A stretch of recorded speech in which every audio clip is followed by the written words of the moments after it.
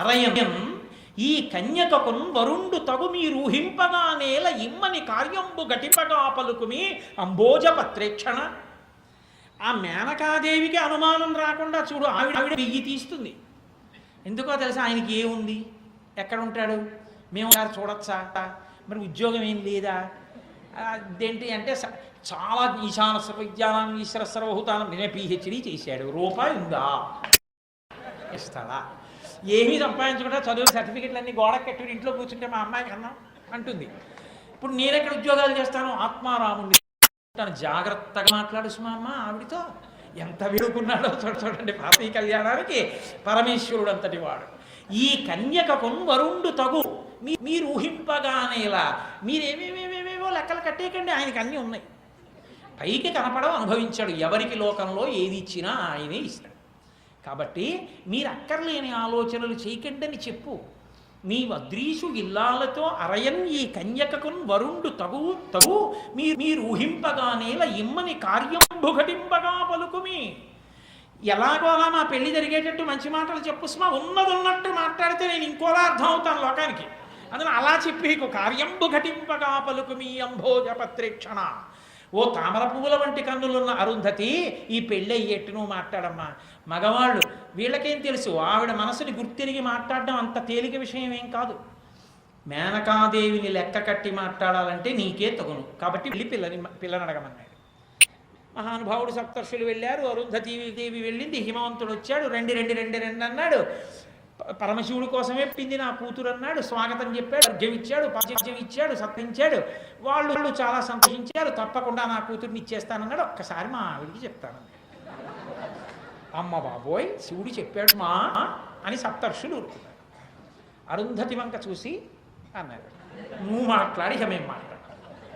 ఎందుకంటే ఆడవాళ్ళతో ఆడవాళ్ళు మాట్లాడితేనే బాగుంటుంది అంటే. ముందు పానకం బింది అంటారు, తర్వాత పానకం బింది అంటే మరీ చిన్నవి పెట్టకండి, మా వాళ్ళకి పాడు ఉంది కొంచెం ఈ పాట ఊరుకున్నాడు అనుకోండి, వెండి అంటే ఎంత అల్లరి. అందుకని ఇప్పుడు అరుంధతీదేవి పాపం చాలా నచ్చజెప్పింది. మహానుభావుడమ్మా, పరమేశ్వరుడమ్మా, సృష్టి స్థితిలయ కారకుడమ్మా, అసలు ఆయన కానిది ఆయనకి లేనిది అన్నది లేదు. ఎక్కడ ఏదైనా ఉంది అంటే అది ఆయనది. కాబట్టి నీకేమిటి అభ్యంతరం, పిల్లనిమ్మని. చాలా సంతోషించింది. తప్పకుండా ఇంకన్నా కావలసిందే ఉంది, మా అమ్మాయిని ఇచ్చి వివాహం చేస్తాను. మాట పుచ్చుకున్నారు. సప్తర్షులు అరుంధతి కైలాసానికి వచ్చారు, పరమశివుడి దగ్గరికి వెళ్ళారు.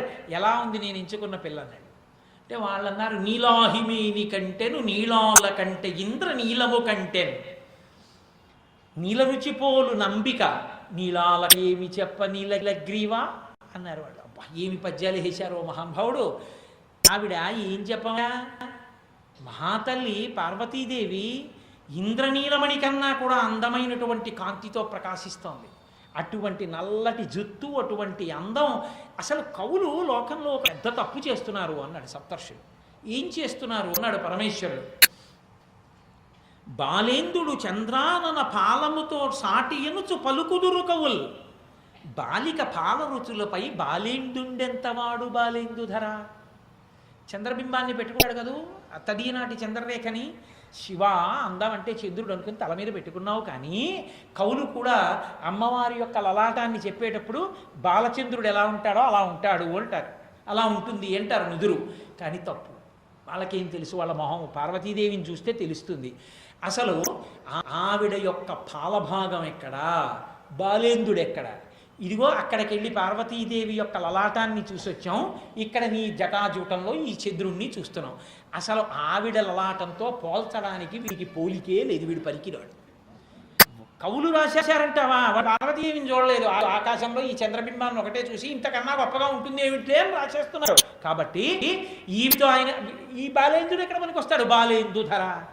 నువ్వు కూడా ఈయనేదో గొప్ప అన్నట్టు నెత్తి రేపు ఆవిడ రాని కాపరానికి తెలుస్తుంది ఆవిడ వైభవం ఏంటో అన్నారు.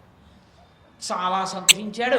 పెళ్లికి బయలుదేరుతానన్నాడు, ముహూర్తం పెట్టుకున్నాడు. పాపం హిమవంతుడు కూడా సంతోషించాడు. వివాహ ముహూర్త నిర్ణయం అయిపోయింది, బయలుదేరాలన్నారు. శుభలేఖలు వేసేసుకున్నారు.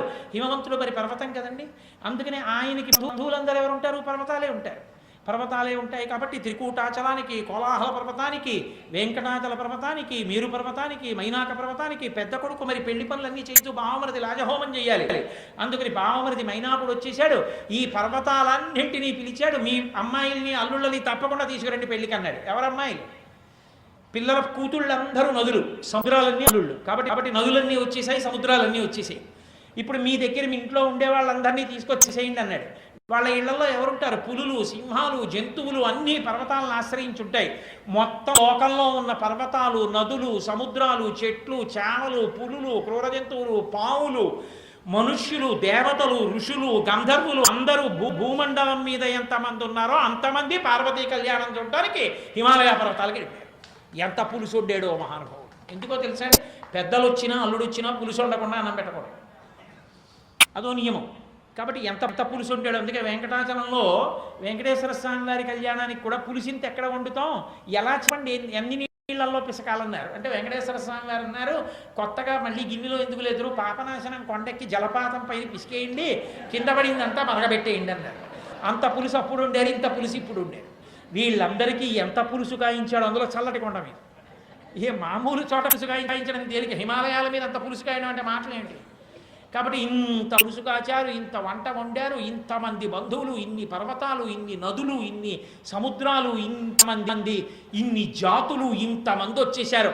అబ్బా, పార్వతీ కళ్యాణం, తారకాసుర సంహారం అవుతుంది, ఇంకా కొడుకు పుడతాడు, మన కోరిక తీరిపోయిందన్నారు. 33 కోట్ల మంది దేవతలు, బ్రహ్మగారు, సరస్వతి, విష్ణువు, లక్ష్మి ఇంతమంది బయలుదేరి కైలాస పర్వతంతో పరమేశ్వరుడి దగ్గరికి వెళ్ళిపోయి పదండి మహాదేవా మనందరం పెళ్లికి వెళ్ళిపోదాం, మిమ్మల్ని పెళ్లి కొడుకుని చేసేస్తున్నాం అన్నారు. అలాగేనన్నట్టు. అప్పుడు ఋషులందరూ ప్రార్థన చేశారు, ఈశ్వరామదొక్క కోరిక మీరు తీర్చాలని. ఏమిటి మీ కోరిక? త్రికరణ శుద్ధిగా మీకు పార్వతీదేవిని కన్యాదానం, హిమవంతుడు మేనక కన్యాదానం చెయ్యకుండా మీ పెళ్ళి మీరే పాడు చేసుకోండి కొంచెం. అదేమిట్రా, ఇంత పెళ్లి కుదుర్చుకున్న తర్వాత మళ్ళీ వాళ్ళిద్దరి మనసు పాడు చేయమంటారు ఏమిరా అన్నాడు. ఏమీ లేదు పరమేశ్వర, మీరు సృష్టికర్త, స్థితికర్త, ప్రళయకర్త, పరబ్రహ్మం. మీకు కానీ కన్యాదానం త్రికరణ శుద్ధిగా చేసేశారా మేనకా హిమవంతులు, మోఠం వచ్చేస్తుంది, హిమాలయ పర్వతం ఉండదు. హిమాలయ పర్వతం ఉండకపోతే పవిత్రమైన నదులు ఉండవు, పవిత్రమైన ప్రదేశాలు ఉండవు, ఋషులం మేము తపస్సు చేసుకోవడానికి మంచి స్థలాలు ఉండవు. అందుకని మనస్సులో త్రికరణ శుద్ధి లేకుండా, పవిత్ర భావన లేకుండా ఏదో బెంగగా బెరుగ్గా ఇవ్వద్దా అని అనుమానంతో కన్యాదానం చేసేటట్టుగా చేయండి అన్నారు.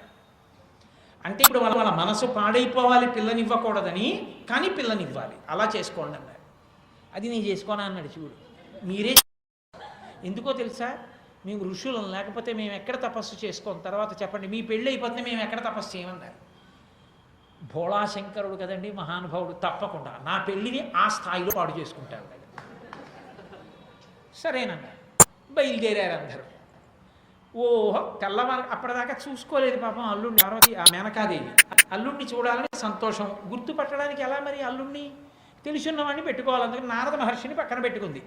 పక్కన పెట్టుకుని కైలాస పర్వతంలో ఒక పెద్ద ప్రాకారం మీద నించుని అంతఃపురంలో చూసి పెళ్లికి వస్తున్న మగపెళ్లి వారిని, ఆడపెళ్లి వారితో పర్వతం అంతా నిండిపోయింది అప్పటికే. ఇంకా మగపెళ్లి వారు బయలుదేరారు.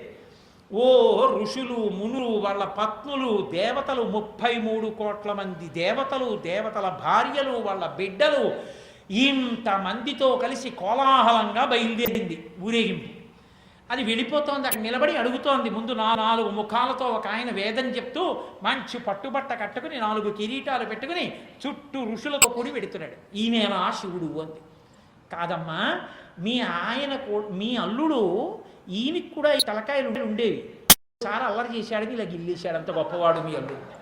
ఈ కాదమ్మా, ఇన్ని బ్రహ్మగారు అంటారు, పౌరోహిత్యం చేయడానికి వచ్చాడు, రేపు పెళ్లి చేయిస్తాడు కూర్చొని. పౌరోహిత్యుడికి మీ అల్లుడికి పోలిక, అంత అందంగా ఉంటాడమ్మా మీ అల్లుడు. అబ్బా, పురోహితుడే ఇంత అందంగా ఉన్నాడు బ్రహ్మస్థానంలో, ఇంకా నా అల్లుడు ఎంత అందంగా ఉంటాడో అనుకుంది. ఆయన వెళ్ళిపోయాడు. వెనక ఏదో పొద్దున్న 6 గంటలకు వెళ్తే మధ్యలో ఋషులు, గణాలు, గంధర్వులు వీళ్ళందరూ వెళ్ళారు. చూస్తోంది, గుడ్డ చూస్తోంది. ఆటపాటలు, నృత్యాలు, విద్యాధరులు వీళ్ళందరూ వెళుతున్నారు. వీళ్ళ అంటోంది. కాదమ్మా, అబ్బే కింకరు శివుడికి, శివుడి అందం ఎక్కడమ్మా అంటున్నాడు. శ్రీ మహావిష్ణువు వచ్చారు, చూసింది. అబ్బా, శ్యామం పీతకౌసేయవాసం శ్రీవత్సాంగం కౌస్తుభోద్భాసితాంగం పుణ్యోపేతం పుండరీకాయతాక్షం. ఎంత అందంగా ఉన్నాయా నల్లగా, ఎంతమంది అయ్యా చుట్టూ పీతాంబరాలు కట్టుకుని ఎంతమంది ఎడుతున్నారయ్యా, ఈయనేనా అల్లుడంది. అబ్బే నీకు కాబోయే అల్లుడి పాదాలని 1000 పువ్వులతో పూజ చేసిన వాడమ్మా ఆయన. ఓ పువ్వు తక్కువైతే తన కన్ను పిరికి పూజ చేశాడు. అందుకని నేత్రార్పణేశ్వరుడు అన్న పేరుతో మీ అల్లుడికి చేశాడు ఒక చోట. అంత గొప్పవాడు. కానీ ఆయనకి మీ అల్లుడికి గ్రహం చెప్పకూడదు, వాళ్ళిద్దరూ ఒక్కలాంటి వాళ్ళే అనుకో అన్నాడు. వెళ్ళిపోయాడు విష్ణువు. ఎప్పుడు పిచ్చి వెళ్ళి పొద్దున్న నింటుంది, ఎప్పుడు వచ్చేసి గబుక్కుని వెళ్ళిపోతాడో. 10 అయింది, 11 అయింది, 12 అయింది, 1 గంట అయింది, 2 అయింది, గుక్కిడు పాలు తాగుతూ నించుంది. అసుర సంధ్య వేళ అయింది. వస్తూనే ఉన్నారు పెళ్లికి మగపెళ్లివారు. హిమవంతుడు దండలు వేస్తూనే ఉన్నాడు, స్వాగతం చెప్తూనే ఉన్నాడు, పెడుతూనే ఉన్నాడు. టిఫిన్లు తిన్నారా, కాఫీలు తిన్నారా, టిఫిన్లు అయిపోయాయి, కాఫీలు అయిపోయాయి, భోజనాలు అయిపోయాయి, సాయంకాలం ఇవ్వాల్సిన స్నాక్స్ అంటారేమో అవి కూడా అయిపోయాయి. ఇప్పటికి రాలేదు అల్లుడు. వచ్చేస్తున్నాడు, వెనకాల ఉన్నాడమ్మా. ఇంత ఊరేగింపులో బాగుండదు కదా, ఆయన్ని పెళ్లి కొడుకు కాదు వెనకాల పెట్టాము, వచ్చేస్తున్నాడు అన్నాడు. ఇంకా ఆ ప్రదోష వేళ అవుతుండగా అబ్బా ఇంకా ఇప్పుడు వస్తాడయా, కాళ్ళు పీకేస్తున్నాయన్నారు. అంటే అదిగో అమ్మ వచ్చేసాడు మీ అల్లుడు ఆయనే అని చెప్పి నారదుడు చుట్టుక్కుని వెళ్ళిపోయాడు. నా అల్లుడా అని ఇలా చూసింది. పెద్ద పెద్ద జడలు విరబోసుకుని, మెళ్ళల్లో కపాలమాలలు వేసుకుని, ఎముకలు వేసుకుని, బూది పూసుకుని, కోరలతో నోళ్లు తెరిచి ప్రమదగణాలు నృత్యం చేస్తూ ఉండగా మధ్యలో ఒక ఆయన దిగంబరుడై ఢమరక పట్టుకుని నాట్యం చేస్తున్నాడు. ఆయనేనమ్మా మీ అల్లుడే వెళ్ళిపోయాడు.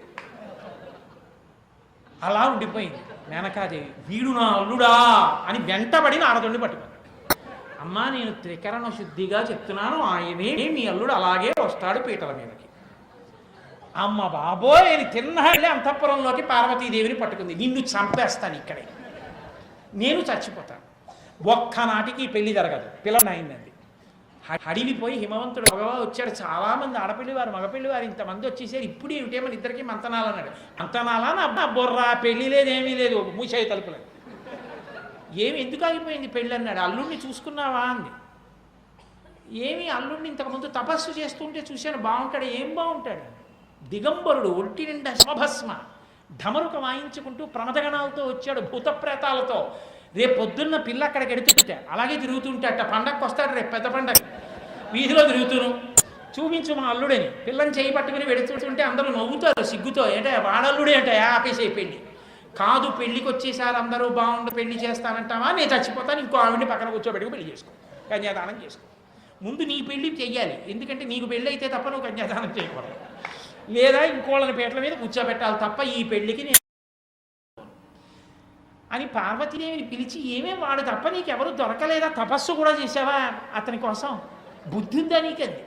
అయ్యో అమ్మా అలా అనకమ్మా, ఆయన చాలా గొప్పడమ్మా, చాలా అందగాడమ్మా, నీకు తెలియదమ్మా. అప్రాకృత శరీరం తం అతిమన్మధరూపిణం ఘృతరీతి ఘనీభూతం సచ్చిదానంద విగ్రహం. పేరుకున్న నెయ్యిలో ఉంటాడమ్మా, కోటి మన్మధుల కాంతి. ఆయన అందరు నీకేం తెలుసు, అంత అందగాడమ్మా. ఏమిటి అందగాడే, నేను చూసి వచ్చాను బయట. ఆయన నచ్చాడా నీకు? నిన్ను ఇక్కడ నిజంగా నేను మీతో యథార్థంగా మనవి చేస్తున్నా, ఇవే మాటలు శివమహాపురాణంలో వాడారు. నిన్ను చంపేస్తాను, నేను చచ్చిపోతాను, నీకు ఇంతకు తప్ప ఎవడు దొరకలా పెళ్లి కొడుకు. ఇదిగో ముందు వచ్చాడు శంఖచక్రాలు పట్టుకుని వాడిని భరించు, లేదా 4 కిరీటాలు వేదమంత్రాలు చెప్తూ వచ్చిన పురోహితుడిని భరించు, పర్వాలేదు. అంతేకాని వీడెక్కడ దొరికాడు నీకు, ఒక్కనాటికి వీడి. అంటే ఆవిడేమో చాలా అమ్మా అంటుంది ఆవిడ, ఈవిడ వినదు. అవతలేమో పెళ్లివారు చెవులు కురికేసుకుంటున్నారు. పెళ్లికొక భూత ప్రేతాలతో వచ్చేట భయంకరంగా ఉన్నట్ట. అత్తగారు భయపడిపోయింది, అన్నం ఎలా పెట్టండి రేపు పొద్దున్నంటోంది, అంత నీ పెళ్ళి అవదట. ఓ పెద్ద అలజడి తెచ్చిపోయింది. పార్వతీ కళ్యాణం చేయడం అంటే ఇంతగానో ఉంటుంది బాబుగారు. కాబట్టి ఇంత అల్లరి అయిపోయిన తర్వాత ఏం చెయ్యాలని అడిగారు. అప్పుడు నారదుడు వెళ్ళి అన్నాడు పరమేశ్వరుడి దగ్గరికి, వాళ్ళ త్రికరణ శుద్ధి పోయింది, నీ మీద నమ్మకం పోయింది వాళ్ళకి. నువ్వు అందగాడిగా ఇప్పుడు కనపడినా ఎప్పుడైనా గబుక్కుని ఇప్పుడు వచ్చినట్టు వస్తావేమో అత్తారింటికని వాళ్ళ మనసులో బెంగట్టుకుంటుంది. ఇంకా ఇప్పుడు ఎలా ఉన్నావో అలా ఎప్పుడైనా మళ్ళీ గబాలన కనపడతావేమో అని మేనకాదేవి హడిపోతోంది. నువ్విప్పుడు ఎంత అందంగా కనపడు, ఇక వాళ్ళు నమ్మరు. అందుకని త్రికరణ శుద్ధిగా కన్యాదానం చెయ్యరు, ఋషుల కోరిక తీరింది. కాబట్టి ఇప్పుడు కన్యాదానం పుచ్చుకోని యథార్థ స్వరూపంతో. ఋషులకు ఉపకారం చేయడానికి, వాళ్ళిద్దరి మనసు పాడు చేయడానికి అంత వికార రూపంతో వచ్చాడు మహానుభావుడు. అది పరమేశ్వరుని యొక్క త్యాగం అంటే, ఆయన కారుణ్యం అంటే అది అని. నారదుడు మళ్ళీ వచ్చి మేనకాదేవితో అన్నాడు, ఎవరిని చూసి ఎవరనుకున్నావమ్మా? దిగంబరుడు ఏమిటి, భూతప్రేతాలు ఏమిటి, ఢమరుకం ఏమిటి, వాయించడం ఏమిటి, వచ్చి చూడు నీ అల్లున్నోసారి వస్తున్నాడు లోపలికి పెళ్లి కొడుకు అన్నాడు. అమ్మ బాబోయ్ మళ్ళీ చూడడం, ఇందాక నువ్వే చూపించి పారిపోయావు. కాదు కాదు వచ్చి చూడన్నాడు. వచ్చి చూసింది, అది శివ మాయమ్మ, నీకు అలా కనపడ్డాడు, ఇప్పుడు చూడు యథార్థ రూపం. వచ్చి చూసింది, కోటి సూర్య ప్రతీకాశం సర్వావయవసౌ సుందరం విచిత్ర వసనం చాత నానాభూషణభూషితం సుప్రసన్నం సులావణ్యం గౌరాభం ద్యుతి సంయుక్తం సర్వాభరణభూషితం సూర్యేణ చిత్రితం మూర్ధ్ని చంద్రదండ విరాజితం గంగా చైవ విధత్తు స్మరుచామరే అంటూ వస్తున్నాడు ఆయన. కోటి సూర్య ప్రతీకాశం, కోటి సూర్యులు ఏకకాలం ప్రకాశిస్తే ఎలా ఉంటాడో అంత తేజస్సుతో ఉన్నాడు. సర్వావయవసం సుందరం, అసలు ఆయన వంక చూస్తే ఏ అవయవం వంక ఇలా చూసినా అలా ఉండిపోవలసింది. అందంతో ఉన్నాడు. కోటి మన్మధుల కాంతితో వెలిగిపోతున్నాడు. సుప్రసన్నం సులావణ్యం, మంచి నవ్వు, గొప్ప లావణ్యంతో ముట్టుకుంటే కందిపోతాడేమో అన్నంత అందంగా ఉన్నాడు. సూర్యేణ చిత్రితం మూర్ధిని, సూర్యుడు పైన గొడుగుగా ఉన్నాడు. చంద్రదండ విరాజితం, ఆ గొడుగుకి కర్రగా చంద్రుడున్నాడు. గంగా చ యమునా చైవ విధర్తు స్మరుచామరే, గంగా యమున ఇద్దరు పక్కన వింజామర వీస్తున్నారు. అంత అందగాడై లోపలికి వస్తుంటే మేనకాదేవి చూసి చేసుకుని, అయ్యో అయ్యో అయ్యో నన్ను ఏ భూతం పట్టిందో ఏమిటి, అల్లుడిని చూసి అలా అనుకున్నాను. సే పార్వతి నీ తప్పు కాదే, మహాందగాడు పిల్లాడు, తప్పకుండా పిల్లనిచ్చేద్దామండి అని మళ్ళీ హిమవంతుడిని పిలిచింది. మళ్ళీ అందరూ సంతోషించారు. కళ్యాణ మంటపంలోకి వచ్చాడు. అమ్మో పూర్తి ఎద్దు పవతకు 9 పరమేశ్వరుణ్ణి తీసుకొచ్చారు, పీటల మీద కూర్చోపెట్టారు. అటు పార్వతీదేవిని కూర్చోపెట్టారు. కూర్చోపెట్టి బ్రహ్మగారు అక్కడ పురోహిత స్థానంలో కూర్చున్నాడు. బ్రహ్మస్థానంలో కూర్చుని ఇద్దరికి వివాహక్రతువు జరిపించేటప్పుడు మరి ప్రవర చెప్పాలి కదా, అందుకని ప్రవర చెప్తూ పార్వతీదేవి యొక్క ప్రవర చెప్పడం మొదలుపెట్టాడు.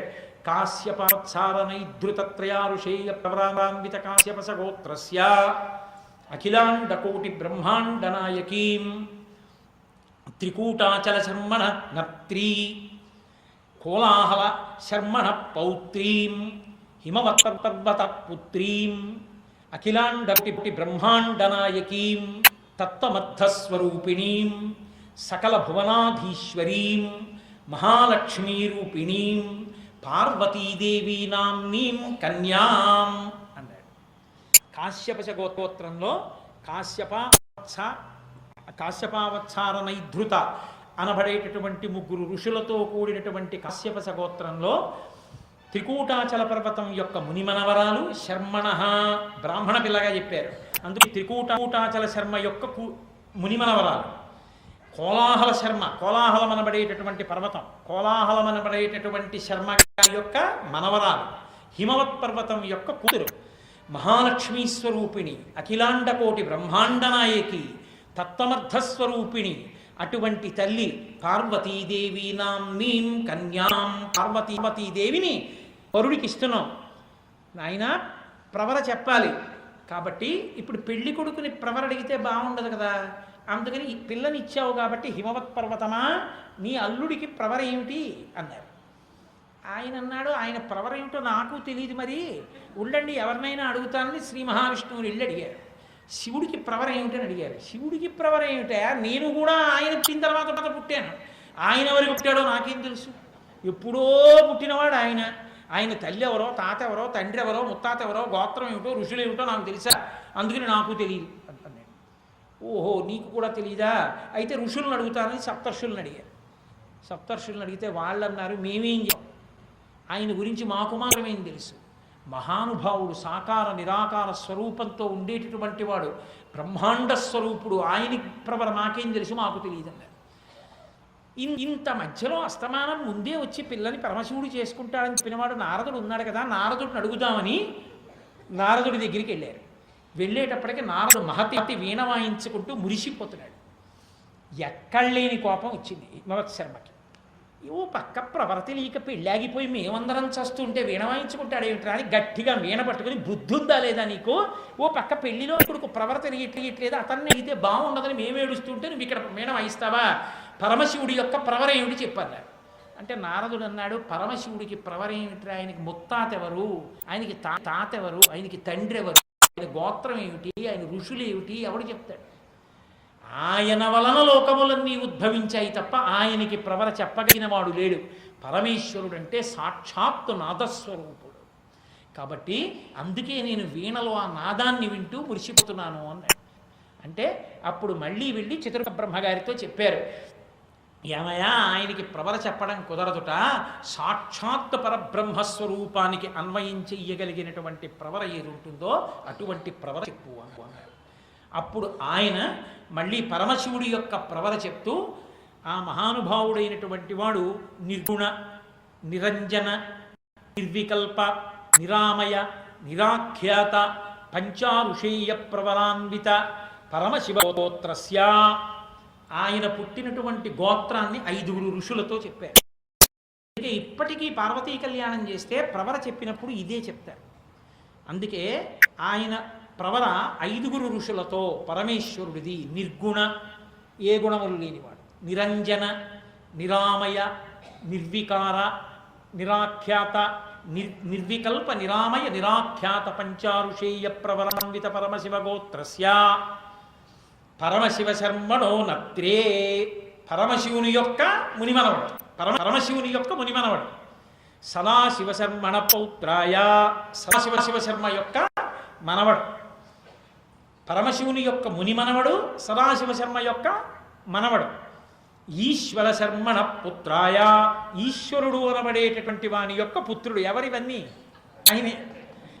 ఈశ్వర శర్మణ పుత్రాయ అఖిలాండ కోటి బ్రహ్మాండ నాయకాయ ఆదిమధ్యాంతరహితాయ తత్వస్వరూపాయ సకల భక్తార్తి భంజనాయ వేదాంత విద్యాయ సకల భువనాధీశాయ కైలాసవాసాయ విశ్వేశ్వర శర్మణే వరాయ అని అప్పుడు చెప్పాడు. ఈ పిల్లవాడి పేరు విశ్వేశ్వర శర్మ, కైలాసమనందుంటాడు, సకల తత్వస్వరూపుడు, వేదాంత వేద్యుడు, అఖిలాండ కోటి బ్రహ్మాండ నాయకుడు, ఆది మధ్యాంతరహితుడైనటువంటి ఈ పెండ్లి కుమారుడు విశ్వేశ్వరే వరాయ అని గబగబా పరమశివుడి దగ్గరికి వెళ్ళి ఆయన దగ్గర 2 చేతులు దోయించి నిలబడి అన్నాడు, ఇమాం పుత్రీం, నాయనా ఇమాం కన్యాం తుభ్యమహం దదామి పరమేశ్వర భార్యార్థం ప్రతిగృహ్ణీష్వ ప్రసీద సకలేశ్వర. నా కుమార్తె అయినటువంటి ఈ పార్వతీదేవిని పర్వతరాజు పుత్రి కనుక పార్వతీ అనిపించుకుంది. నా కుమార్తెని పరమేశ్వర మీకు భార్యగా సమర్పిస్తున్నాను. మీరు దయచేసి ఆమెని భార్యగా స్వీకరించి దశ పూర్వేషాం దశాపరేషాం 10 తరాల ముందు 10 తరాల కనుక తరించేటట్టుగా నన్ను అనుగ్రహించండి అన్నాడు.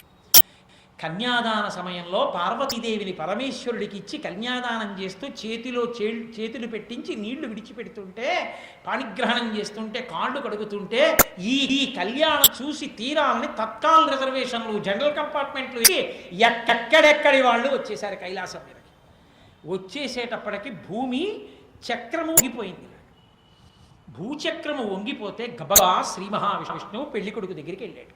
వెళ్ళి మోకాళ్ళ మీద కూర్చుని శివ శివ అని పిలిచాడు. పెళ్లి కొడుకు కూర్చున్నవాడు ఏమి అని ఇలా తిరిగాడు.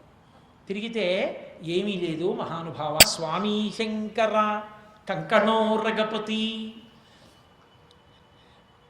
మన్మథధ్వంసక నీదు కళ్యాణముంచూడా లోకంబులు నెల్లా అఖిల అత్యధిక ప్రేమన్ విచ్చేసియుండగగా ఈ భూమీ చక్రము భరీంపనోపక మహావ్రేగై భరంబోర్వక పృథ్వీచక్రము కుంగే సమతం చేకూర్చి రక్షింపవే అన్నాడు.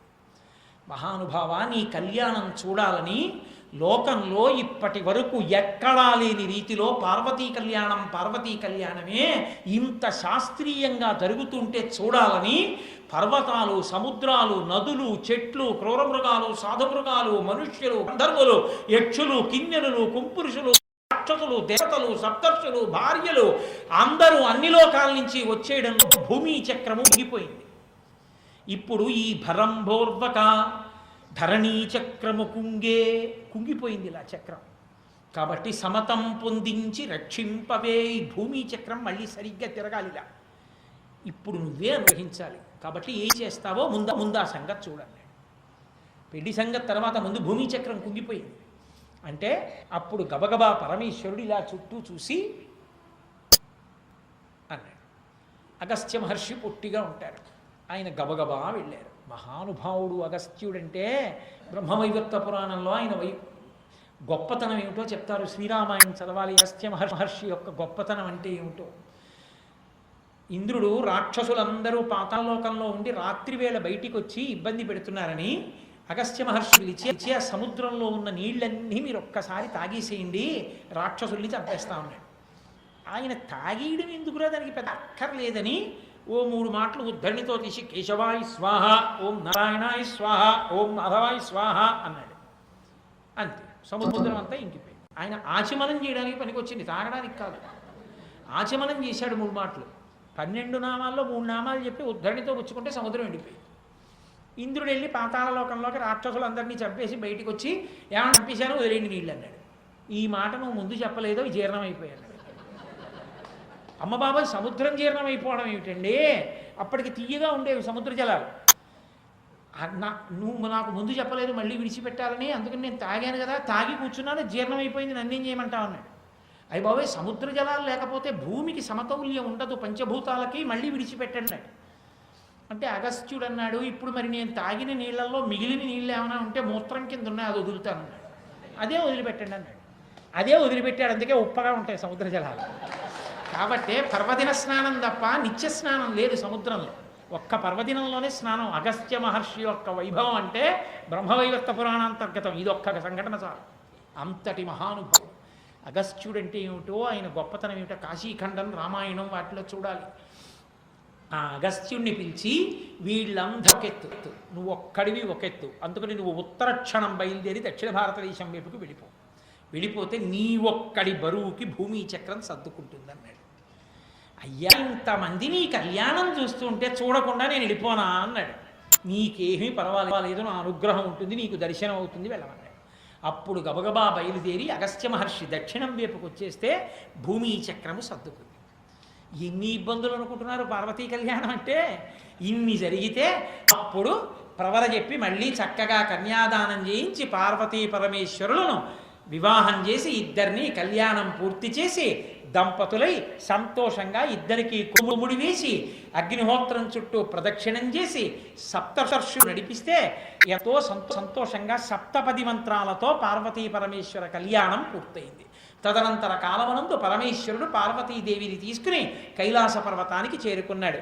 ఆ చేరుకున్న తర్వాత కొంతకాలానికి సుబ్రహ్మణ్యేశ్వర స్వామి వారు ఆవిర్భవించారు. ఆయనకి సర్వసైన్యాధిపత్యం ఇచ్చిన తర్వాత తారకాసుర సంహారం జరిగింది. ప్రశాంతంగా ఆనందంగా ఉన్నాయి. అప్పటి నుంచి ఇప్పటి వరకు ఎప్పటికైనా జగత పితరవు వందే పార్వతీ పరమేశ్వరవు. లోకమునకు తల్లిదండ్రులై ఆ పార్వతీ పరమేశ్వరులు మన్ని కాపాడుతూనే ఉన్నారు. అందుకే పేరాల భరతశర్మ గారు శారదానందలహరి చేస్తూ ఒక మాట అంటారు. అందులో అమ్మా, ఒక్కడు ఏనుగుముఖంబులను మరొక్కడు ఆరుముగా తోడ నీ యక్కున పాలు త్రావ జగమంతయు బిడ్డలు కన్న తల్లి నేడెక్కడ నుండి చేపెదకో ఇనబింబము చంద్రబింబము తక్కక నీ యురంబులను తలక యుగయున్న హర్నిశల్సతి అన్నారు. అమ్మా, నీకున్నవి 2 స్తనాలు అమ్మవి, పాలివ్వాలి కదూ. ఒక ఆయనేమో ఏనుగుముఖంతో తాగేస్తున్నాడు, విఘ్నేశ్వరుడు. ఎప్పటికి నిండుతుంది ఆయన కడుపు? ఆయన ఒకళ్ళు. ఇంకొక ఆయన 6 ముఖాలతో తాగేస్తున్నాడు. ఒక ముఖంతో తాగి 6వ ముఖంతో తాగేటప్పటికి 1వ ముఖానికి ఆకలి, మళ్ళీ ఆయన తాగుతున్నాడు. వీళ్ళిద్దరూ చెరోతల మీద కూర్చుని తాగుతుంటే మిగిలిన ఈ బిడ్డలందరం ఏమైపోవమ్మా, మరి మాకు పోషణ అంటే అమ్మవారెందుట ఒక్క క్షణం కూడా మీరు అన్నానికి బాధపడడానికి వీల్లేదురా అని ఇనబింబము చంద్రబింబము తక్కకని యురంబులను తల్పకయున్న హర్మి చల్సతి. సూర్యచంద్రబింబాలు రెండింటినీ తనగా చేసుకుంది. అని సూర్యకిరణముల వలన ఆహారం పుడుతుంది, చంద్రకిరణముల వలన ఔషధులు ప్రకాశిస్తాయి. మీ అందరూ తిని సంతోషంగా ఉండండిరా అని తల్లి స్తనములుగా మార్చగా మనకు అన్నం పెట్టి పోషిస్తోంది. అందుకే ఉభౌ దర్వీ కుంభౌ మణిగణక సంభావిత గుణౌ దధానా పాణిభ్యాం అమృతరస కృష్ణాన్న కలితౌ కళాఢ్యా కళ్యాణీ కలిత సదనా శ్రీ గిరిశరసౌ భ్రమర్యంబా రచయితుమధిష్టార్థ విభవం. ఎప్పుడు బంగారు పాత్రలో పాయసాన్ని పట్టుకుని మణిగణ ఖచ్చితమైనటువంటి తెడ్డు పట్టుకుని ఆ పాత్రలో ఇలా పాయసాన్ని పైకి తీసి ఎవరు అమ్మా అని పిలుస్తారో పెట్టాలని అన్నపూర్ణాదేవిగా ఎప్పుడూ సిద్ధంగా ఉంటుందిట. అందుకే ఇప్పటికీ కేరళలో అన్నపూర్ణేశ్వరి దేవాలయం ఉంది. అక్కడ పగటి వేళ అన్నదానం అంతా చేసేసి రాత్రి పలహారం పెట్టేసిన తర్వాత రాత్రి 10 గంటలకి పాయసం, గార్లు, బూర్లు ఇవన్నీ పట్టుకెళ్ళి దగ్గరలో ఉన్న అరణ్యంలో చెట్టు కింద పెడతారు. దారి దొంగలు, పోలీసులు వెతుకుతున్న వాళ్ళందరూ ఆ అడవిలోకి వచ్చి అక్కడికి ఈ అన్నం తిని వెళ్ళిపోతారు. అక్కడికి వెళ్ళి పట్టుకోరు. ఎందుకో తెలుసా అండి? అన్నపూర్ణమ్మ వాళ్ళు దొంగలైనా మరి అన్నం ఆవిడే పెట్టాలి. అందుకని ప్రసాదం పట్టుకెళ్ళి అడవిలో పెడితే అడవిలోకి వచ్చి తిని వెళ్ళిపోతారు వాళ్ళు. తల్లి అంటే అటువంటిది అమ్మ. అటువంటి తల్లి నిలబడి కామేశబద్ధ మాంగళ్య సూత్ర శోభిత కంధరా. అందుకే ఎప్పుడైనా ఎక్కడైనా పెళ్లి జరుగుతున్నప్పుడు ఈ కామేశబద్ధ మాంగళ్య సూత్ర శోభిత కంధరా వరకు నామం వరకు పక్కన చదువుతూ ఉండగా జీలకర్ర బెల్లం పెట్టినా మంగళసూత్రం కట్టినా అమ్మవారి పరిపూర్ణమైనటువంటి అనుగ్రహం కలుగుతుంది. ఎక్కడెక్కడ పార్వతీ కళ్యాణం చెప్పబడుతుందో, ఎక్కడెక్కడ పార్వతీ కళ్యాణం వింటారో అక్కడ ఇది అది అని ఏమీ లేవు. అన్ని శుభములు అనకూడతాయి. పార్వతీ కళ్యాణము తర్వాత లోకములన్నీ శాంతి పొందినట్టు, ప్రకృతి పురుషులు ఏకమైనట్టు అందరి మనసులు శాంతి పొందుతాయి. విశేషించి ఇంట్లో వివాహం చేసే ముందు పార్వతీ కళ్యాణాన్ని చెప్పించుకున్న, పార్వతీ కళ్యాణం చేసిన ఆ ఇంట జరిగినటువంటి వివాహము పూర్ణత్వాన్ని పొంది చక్కగా ఆయురారోగ్య ఐశ్వర్యాలతో మనశ్శాంతితో చక్కగా మనవలు మునిమనవలతో ఆ ఇల్లు వృద్ధిలోకి వచ్చి అన్ని రకాలమైనటువంటి అభ్యున్నతలను అభ్యుదయాలను పొంది 10 మందికి పెడుతూ తాను తింటూ వటవృక్షం నిలబడినట్టుగా నిలబడగలిగినటువంటి అదృష్టము పార్వతీ కళ్యాణ శ్రవణము, పార్వతీ కళ్యాణమును చెయ్యడము చేత కలుగుతుంది. నాకు బాబుగారంటే ఎనలేని ప్రీతి, అంటే ఎనలేని గౌరవం రెండూ ఉన్నాయి నాకు. అందుకే బాబుగారి కొడుకు పెళ్లి డిసెంబర్లో జరుగుతున్నటువంటి సందర్భాన్ని పురస్కరించుకుని యథార్థమునకు 4 రోజుల్లో పార్వతీ కళ్యాణం చెప్పడం అంటే, ఇన్ని మలుపులతో ఉన్నదాన్ని చెప్పడం అంటే కించిత్ క్లేశం. 4 రోజుల్లోకి సర్దాలి దానికోసం నేను కొన్ని పద్యాల్ని తగ్గించవలసి వచ్చింది. అయినా నాకు బాబుగారి మీద ఉన్నటువంటి ప్రీతి చేత వారింట్లో పార్వతీ కళ్యాణం జరుగుతున్న సందర్భంలో పార్వతీ కళ్యాణాన్ని చెప్పాలి అని నిశ్చయించుకున్నాను. శివ కళ్యాణం అని మాత్రం అనకూడదు. మీతో మనవి చేశాను, శివ కళ్యాణము అన్న శబ్దాన్ని ప్రయోగించకూడదు. ఎందుకంటే అది బ్రహ్మము. జీవుడు ఆడవారి వైపు నుంచి చెప్పాలి. సీతా కళ్యాణం, రుక్మిణీ కళ్యాణం, పార్వతీ కళ్యాణం అనాలి, కానీ శివ కళ్యాణం, కృష్ణ కళ్యాణం, రామ కళ్యాణం అనకూడదు కూడా. బ్రహ్మైక్య సిద్ధి, జీవుడు కదిలి బ్రహ్మమును పొందుతాడు. అందుకని స్త్రీ వైపుకు జీవుణ్ణి పెట్టి పార్వతీ కళ్యాణం అంటారు. అటువంటి పార్వతీ కళ్యాణం ఇవాళ మీ అందరూ నాకేమీ వచ్చినా రాకపోయినా పాపం ఏదో చెప్తున్నాడు కదా అని ప్రేమతో విన్నారు. మీ అందరికీ నా కృతజ్ఞతలు, ధన్యవాదములు. రేపటి రోజున చక్కగా పార్వతీ కళ్యాణం బాబుగారి స్వగృహంలో జరగబోతోంది.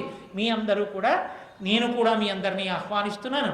మీ అందరూ చక్కగా వచ్చి ఆ కళ్యాణాన్ని చూసి ప్రసాదాన్ని స్వీకరించి అభ్యున్నతిని పొందండి. చిత్తూరులో పార్వతీ కళ్యాణం పండిది అనడానికి ఒక్క ఉదాహరణ. ఈ దేశం మొత్తం మీద ఒకే పీఠం మీద కళ్యాణమూర్తులుగా పార్వతీ పరమేశ్వరుడు, భద్రకాళీ వీరభద్రులుగా ఉన్న ఏకైక దేవాలయం మురమళ్ళ. నేనేమీ రమ్మనలేదు వాళ్ళని. అయినా ఇవాళ కార్యనిర్వహణాధికారే బయలుదేరి వచ్చి నిజంగా అటువంటి మూర్తిని బాబుగారికి బహూకరించారు అంటే పరిపూర్ణమైన పార్వతీ పరమేశ్వర అనుగ్రహము ఆ కుటుంబానికి కలిగింది అనడానికి ఇదే తార్కాణం. చిత్తూరు పట్టణానికి కలిగింది అనడానికి ఇదే తార్కాణం. బహుశः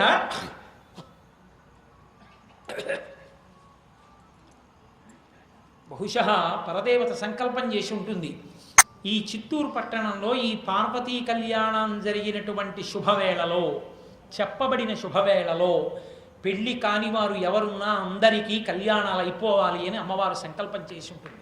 అందుకే పార్వతీ కళ్యాణం ఎక్కడ ఏ వేదిక మీద చెప్పబడిందో ఆ వేదిక మీదనే రేపు వధూవరుల పేర్లు నమోదు చేసుకోవడానికి ఏకంగా కార్యనిర్వహణాధికారే బయలుదేరి వచ్చినటువంటి అపూర్వ సంఘటన ఈ పట్టణంలో జరిగింది. ఇంకా ఇంతకన్నా తార్కాణం ఏం కావాలి?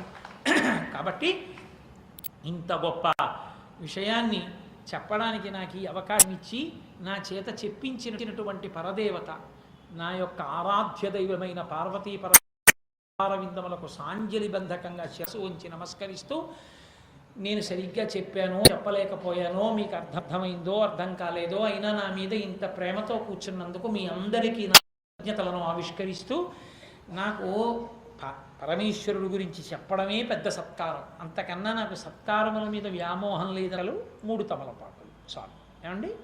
మంగళాశాసన వరైః మదాచార్య పురోగమైః